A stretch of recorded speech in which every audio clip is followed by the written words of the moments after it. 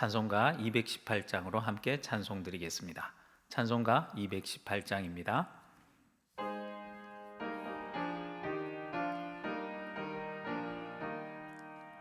내 맘과 정성을 다하여서 주 너의 하나님을 사랑하라.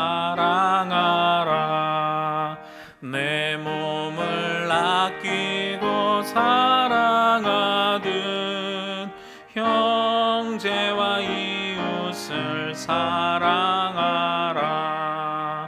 주께서 우리에게 명하시니 그 명령 따라서 살아가리.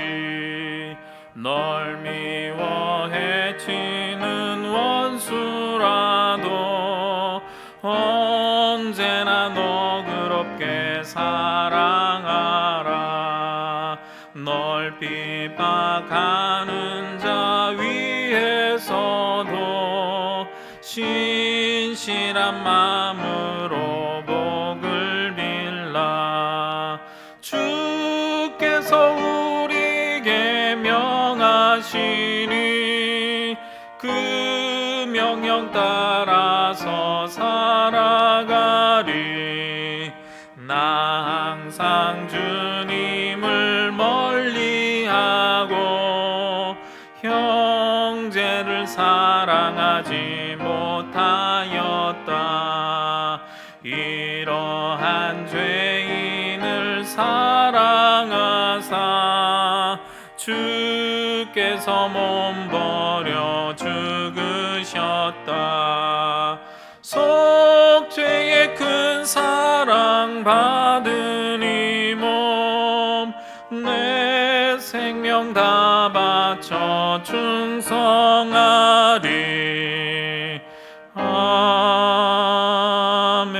아멘. 오늘 보실 하나님의 말씀은 누가복음 18장 15절에서 30절 말씀입니다. 누가복음 18장 15절에서 30절 말씀입니다. 제가 봉독해 드립니다. 사람들이 예수께서 만져주심을 바라고 자기 어린 아기를 데리고 오매 제자들이 보고 꾸짖거늘 예수께서 그 어린 아이들을 불러 가까이 하시고 이르시되 어린아이들이 내게 오는 것을 용납하고 금하지 말라. 하나님의 나라가 이런 자의 것이니라.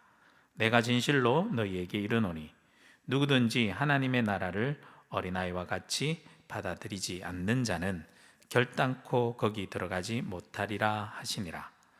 어떤 관리가 물어 이르되 선한 선생님이여 내가 무엇을 하여야 영생을 얻으리이까? 예수께서 이르시되 내가 어찌하여 나를 선하다 일컫느냐? 하나님 한 분 외에는 선한 이가 없느니라. 내가 계명을 안 하니 간음하지 말라, 살음하지 말라, 도둑질하지 말라, 거짓 증언하지 말라, 내 부모를 공경하라 하였느니라. 여짜오되 이것은 내가 어려서부터 다 지켰나이다. 예수께서 이 말을 들으시고 이르시되 내게 아직도 한 가지 부족한 것이 있으니 내게 있는 것을 다 팔아 가난한 자에게 나눠주라. 그리하면 하늘에서 내게 보화가 있으리라. 그리고 와서 나를 따르라 하시니 그 사람이 큰 부자이므로 이 말씀을 듣고 심히 근심하더라.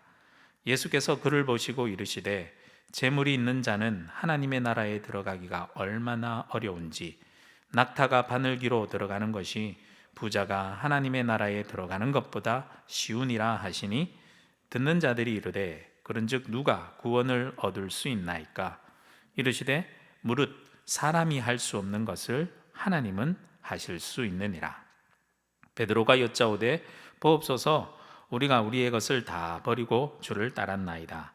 이르시되 내가 진실로 너희에게 이르노니 하나님의 나라를 위하여 집이나 아내나 형제나 부모나 자녀를 버린 자는 현세에 여러 배를 받고 내세에 영생을 받지 못할 자가 없느니라 하시니라. 아멘. 오늘 말씀에 보면 두 가지 이야기가 나옵니다. 그런데 이 두 가지 이야기 모두 하나님의 나라와 관련이 있는 이야기입니다.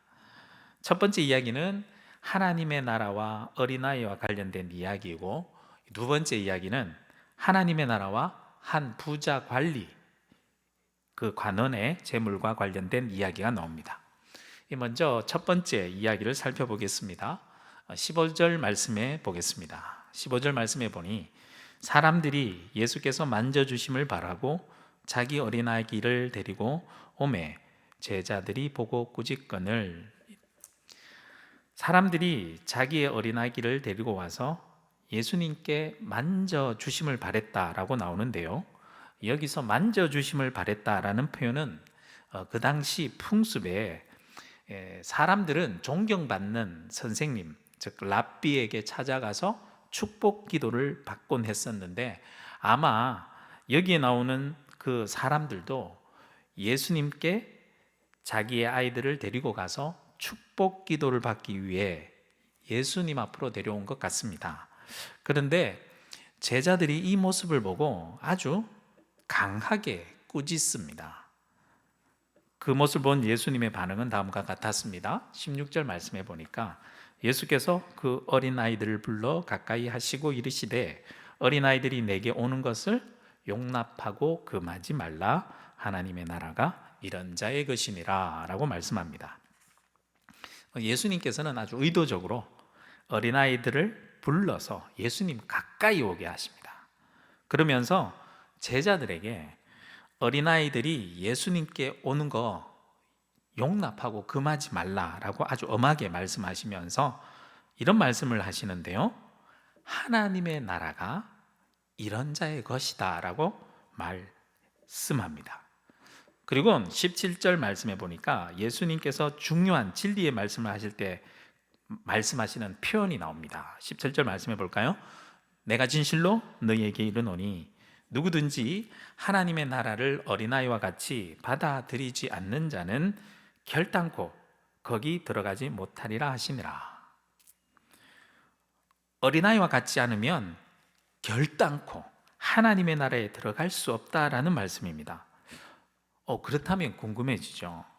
하나님의 나라에 들어가기 위해서 어린아이와 같아야 된다라는 말씀인데, 그렇다면 과연 어린아이와 같이 된다라는 그 말의 뜻은 무엇을 의미하는 것일까요? 말씀을 더 자세히 살펴보면 하나님의 나라를 어린아이와 같이 받아들이지 않는 자는 결단코 거기 들어가지 못한다라는 말씀을 통해서 볼 때에, 이 말씀은 어린아이와 같이 순수한 마음으로 받아들이는 자만 하나님의 나라에 들어갈 수 있다라는 말씀이 되죠. 즉 어린아이의 절대적인 의존성, 다시 말해서 예수 그리스도에게 절대적으로 의존하는 사람만이 하나님 나라에 들어갈 수 있다라는 말씀이 됩니다. 나에 대한 것은 조그마한 것이라도 의지하지 않고 전적으로, 아주 절대적으로 예수님만 믿고 의존할 때에만 하나님의 나라에 들어갈 수 있다라는 말씀입니다. 누가복음은 여기서 이 어린아이란 이 말은 보통 어린아이를 말하는 것이 아니라 젖먹이 어린아이라는 아주 어린아이란 말을 사용하고 있습니다. 젖먹이 어린아이는 아주 절대적으로 부모님을 의존하죠. 배고프면 엄마를 찾습니다. 똥을 싸서 불편해도, 또 잠이 올 때에도 모든 자신의 생활을 전적으로 부모님에게 의존합니다. 하나님의 나라는 이렇게 절대적으로 젖먹이 어린아이와 같이 아주 순수하게 절대적으로 예수님만 의지하고 의존하는, 그러한 예수님만 찾는 사람만 들어갈 수 있다는 거죠. 이어지는 말씀으로 하나님의 나라에 관한 두 번째 이야기가 이어지는데요, 18절 말씀 볼까요? 어떤 관리가 물어 이르되 선한 선생님이여 내가 무엇을 하여야 영생을 얻으리까? 어떤 관리가 등장합니다. 다른 복음서와 이렇게 비교해 보면 이 사람은 부자고 젊은 나이에 아주 성공하여서 지도자급 관원, 관리, 직분을 가진 사람입니다. 그 사람이 예수님을 찾아와서 질문을 합니다. 선한 선생님, 내가 무엇을 해야 영생을 얻을까요? 이 사람의 질문을 잘 살펴보아야 하는데요, 이 부자 청년 관리는 자신의 능력과 성공의 경험을 통해서 자신이 할 수 있는 힘과 어떤 능력으로 무엇을 내가 하면 영생을 얻을 수 있을까라고 묻고 있는 거죠. 이 질문에 예수님은 그 사람의 질문 속에 담겨 있는 속뜻을 헤아리고 이렇게 대답해 줍니다. 19절 말씀입니다. 예수께서 이르시되 내가 어찌하여 나를 선하다 일컫느냐? 하나님 한 분 외에는 선한 이가 없느니라. 사실 이 부자 청년 관리는 이 자신이 선한 사람이라는 말을 듣고 싶은 겁니다. 자신이 이렇게 하나님이 보시기에 선한 사람으로 살았기에 내가 이만큼 성공했고 하나님의 축복으로 이만한 부를 누리고 있지 않냐고, 또 다른 사람들로부터 인정 다 받다시피 예수님에게서도 인정받고 싶은 마음이 있는 겁니다. 예수님은 그 마음속을 다 들여다보시고 마치 꾸짖으시듯이 말씀합니다. 내가 어찌 나를 선하다고 말하느냐? 하나님 한 분 외에는 선한 이가 없다. 내가 과연 선한 것이 맞느냐고 꾸짖듯이 말씀하신 거죠.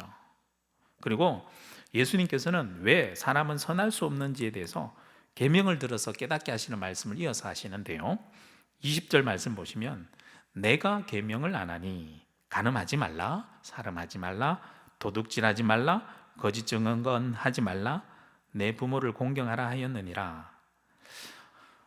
계명을 이렇게 언급하는 예수님의 말씀을 이 젊은 부자 관리가 듣고는요, 옳았구나 하고 그 다음에 보면 자신 있게 예수님께 바로 이렇게 대답합니다. 21절 말씀에 여짜오되 이것은 내가 어려서부터 다 지켰나이다. 계명요? 그거 내가 잘 알죠. 내가 어려서부터 교육을 철저히 받았고 계명을 지금까지 잘 지켰기 때문에 지금 제가 이렇게 복받아 성공한 것 아닙니까? 이런 대답을 한 겁니다. 이 대답에 예수님께서 그 속을 분명히 보시고 마치 기다리셨다는 듯이 바로 이렇게 말씀해 주시죠. 22절 말씀 볼까요? 예수께서 이 말을 들으시고 이르시되 내게 아직도 한 가지 부족한 것이 있으니 내게 있는 것을 다 팔아 가난한 자들에게 나눠주라. 그리하면 하늘에서 내게 보화가 있으리라. 그리고 와서 나를 따르라 하시니. 예수님의 이 말씀을 들었습니다. 그런데 청년은 이렇게 생각하는 거죠. 네? 제가 한 가지 부족한 것이 있다고요?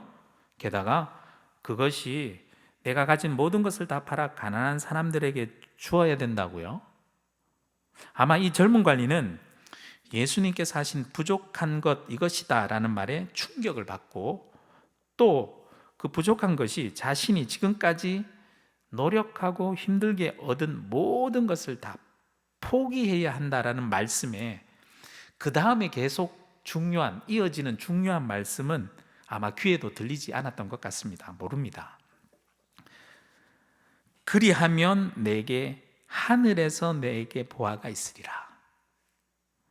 지금 이 땅에서 보화에 눈이 멀어 있어서 그것을 포기해야 하늘나라의 보화를 볼 수 있는데 이 젊은 부자 관리의 시선은 그곳을 향해 있지 않고 자신의 지금 눈에 보이고 지금 내가 잡을 수 있고 지금 누릴 수 있는 이 땅의 보화에만 매여 있는 것이죠. 그리고 더 중요한 예수님의 말씀인 가장 마지막 말씀인 그리고 와서 나를 따르라. 사실 이 말씀이 가장 중요한 말씀입니다. 예수님을 순수한 마음으로 절대적으로 의존하여 따르기 위해서 이 땅의 보화에 매여 있는 나의 시선을 포기해야 되는데 거기까지 이 청년 관리의 마음이 있지 않았던 것입니다. 그래서 그는 큰 근심에 휩싸입니다. 23절 말씀해 보시면 그 사람이 큰 부자이므로 이 말씀을 듣고 심히 근심하니라. 예수님께서도 이 사람이 근심하는 것을 보고 아마 안타까워서 이렇게 말씀하신 것 같습니다. 24절 말씀해 보면 예수께서 그를 보시고 이르시되 재물이 있는 자는 하나님의 나라에 들어가기가 얼마나 어려운지, 낙타가 바늘기로 들어가는 것이 부자가 하나님의 나라에 들어가는 것보다 쉬우니라 하시니, 재물이 있는 자는 하나님의 나라에 들어갈 수 없다, 그런 말씀이 아닙니다. 그만큼 어렵다라는 것입니다. 얼마만큼 어려운가? 낙타가 바늘기로 들어가는 것만큼 어려운데, 사실 낙타가 조그만 바늘기에 들어갈 수 있습니까? 성사학자들은 이건 어떠한 예루살렘에 있는 작은 성문이다, 그렇게 얘기하기도 한다만, 사실은 이것은 거의 불가능하다라는 과장법적인 표현이 담겨져 있습니다. 사람은 절대로 스스로 자기의 힘으로, 자기 스스로는 포기할 수가 없습니다. 내가 가진 조그마한 것이라도 그것 하나만 있으면 그것 의지하고 싶어 하는 것이 사람입니다. 그래서 하나님의 나라에 들어가는 것까지도 내가 조금이라도 무엇을 해야 들어가지 않을까, 내 조그마한 업적, 힘과 노력으로 해서 어떤 상급으로 갈 수 있지 않을까 기대하는 것이 인간의 본성입니다. 하지만 하나님의 나라는 어떤 조그마한, 그리고 아무리 큰 인간적인 것으로는 절대로 들어갈 수 없습니다. 이런 놀라운 예수님의 말씀에 사람들이 그렇다면 누가 과연 구원을 얻을 수 있겠냐고 묻는 물음이 묻죠. 그 물음에 예수님께서 이렇게 대답하십니다. 27절 말씀 보실까요? 이르시되 무릇 사람이 할 수 없는 것을 하나님은 하실 수 있느니라.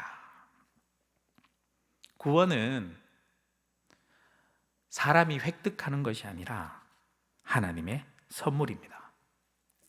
사람이 할 수 있는, 무언가 해서 얻을 수 있는 것이 아니라 절대적으로 하나님께 전적으로 달린 문제입니다. 그래서 인간적인 것, 모든 것은 내려놓고 전적으로, 절대적으로 예수님을 의지하고 따라야 하는 문제가 되는 것이죠. 예수님의 이 말씀을 가까이에 듣고 있던 베드로도 충격을 받은 것 같습니다. 그래서 이렇게 묻죠. 28절 말씀에 보면 베드로가 여짜오되 보옵소서, 우리가 우리의 것을 다 버리고 주를 따랐나이다.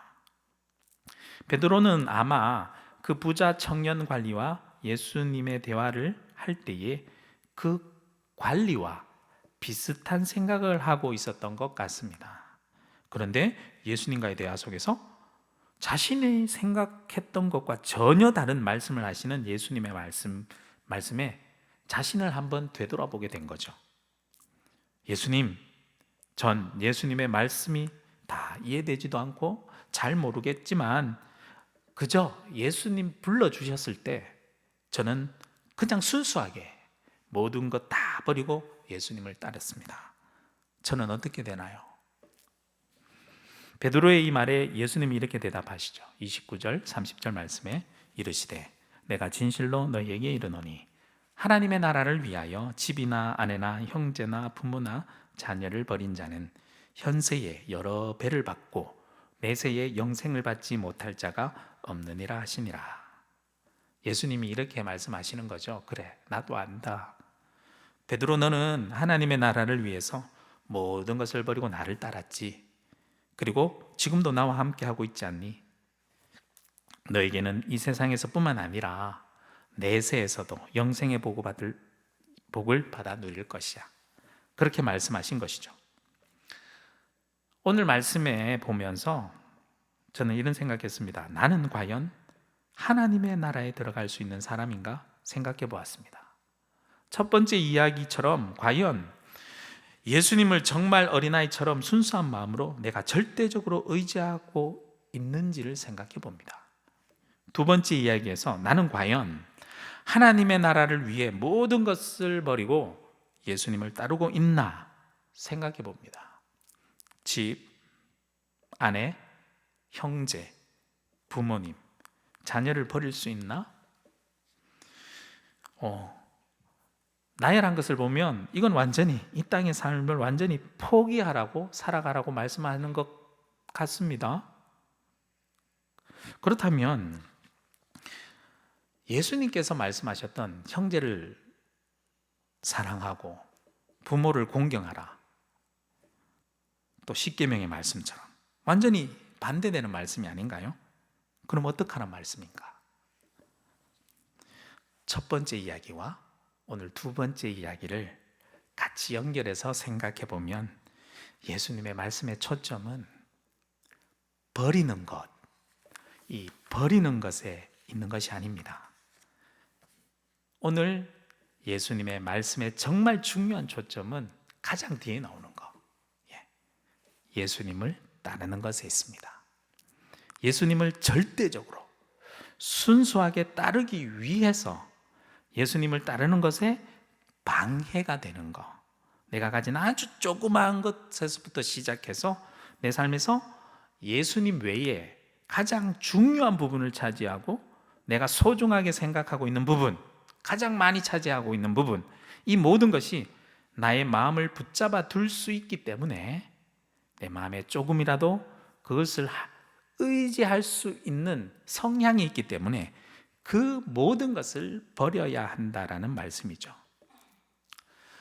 오늘 하루도 내 마음에 조금이라도 예수님을 따르는 것 외에 내 마음을 붙잡고 내 마음을 흔들고 내 마음 중심을 차지하고 있는 것이 있다면 이 아침에 모든 것 내려놓으시고 내 마음을 붙드는 모든 것을 예수님 앞에 다 내려놓으시고 내 마음속을 온전히 예수님으로만 가득 채워 나의 하루의 삶을 마치 오늘 말씀하신 것처럼 어린 아이와 같이 아주 순수하고 절대적으로 예수님만 의지하며 예수님만 찾으며 예수님을 따라 살아가는 오늘 하루의 삶이 되길 주님의 이름으로 축복합니다. 함께 기도드리겠습니다. 사랑의 하나님, 나의 마음이 어떤 어린아이와 같이 순수하게 온전히 절대적으로 예수님만 의지하게 하여 주옵소서. 내 마음을 붙잡고 내가 의지하며 내 마음을 움직이는 세상적인 것들이 하나라도 있다면 조금 더 아까워하지 않고 하나님의 나라를 위해 가감하게 버리게 하시고 오늘 하루의 나의 삶을 온전히 예수님만 의지하고 예수님만 따라 살아가는 하루가 되게 하여 주옵소서. 예수 그리스도 이름으로 기도드립니다. 아멘.